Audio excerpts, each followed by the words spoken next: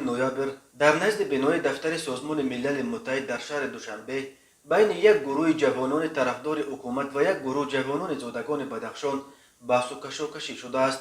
خبرنگار رادیوی آزادی خبر داد که یک گروه از جوانانی که شمارشان تقریبا 70-80 نفر می رسید و ظاهرا دولتی بودند، روز 27 نوامبر در رابطه با حوادث خاروق در نزد دفتر سازمان ملل با شعارهای چون بدخشان یک پاره تاجیکستان است و جنایتکاران باید جزا گیرند جمع آمدند. آنها در دست عکس 5 کارمند زخمی شده نهادهای قدرتی در بدخشان را نیز داشتند. شاهدان به رادیوی آزادی گفتند که جوانان در دفتر سازمان ملل را با لغت می‌زدند، اما مقامات انتظامی به جریان حوادث دخالت نمی‌کرد.